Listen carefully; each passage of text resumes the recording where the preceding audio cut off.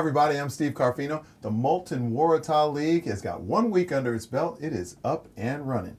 This here is the wrap, because that is what we do, wrap things up. Several players around the competition scored over 30 points, so individually, guys are putting the ball in the basket. Team-wise, we've had 2 overtime games already, and the crosstown rivalries are something to pay for admission. Well, I love it when individual players come back from the NBL and play for their local teams, just like Bankstown's favorite, Jason Cadee. Bankstown Bruins got out of the blocks early, 26 points in the first quarter, holding Illawarra to just 9. Jason Cadee had 23 impressive points as the Bankstown Bruins held on to a comfortable win, 85-73. The battle of the great northwest of Sydney between the Hills Hornets and the Hornsby Spiders had to be decided in overtime. It was the Hills Hornets who outlasted the Spiders.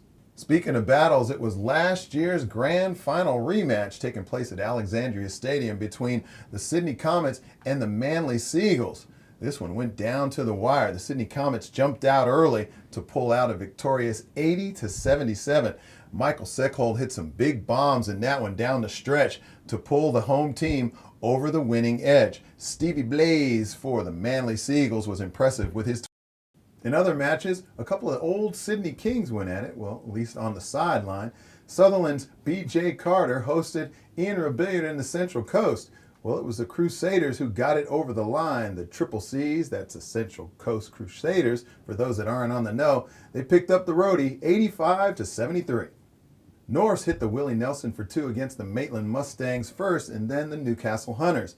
Maitland's Mitch Rowder and Terrell Turner put up a good fight, but the Mighty Bears picked up the weekend double.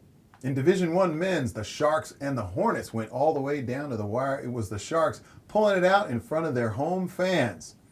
Carl Carlos dropped 22 points for the Hornets in the win, while the Sharks' Chris Geronimi also hit double figures for the Sharkies.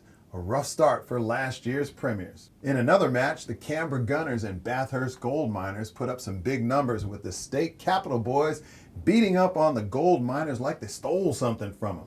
92-73. In the Battle of the Surfers, the Central Coast Crusaders and the Central Coast Waves. Can't we all just get along? It was another high-scoring affair with the Crusaders getting the bragging rights over their crosstown rivals over the Wave, 92-62. In Youth League men's, it was another thriller at Alexandria Stadium, this one being decided in overtime.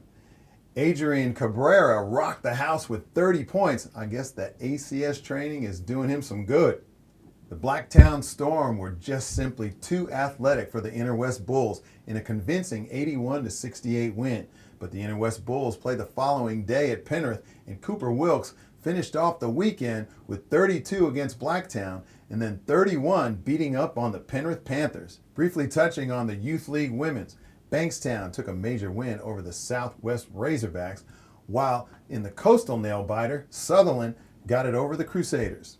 Next week, we start our MVP online for both men and women, not just for Championship League, but for all our divisions. Make sure you hop on to Basketball New South Wales and go to all of our social media channels for all that is basketball. And remember, it ain't bragging if you can back it up. See you next time.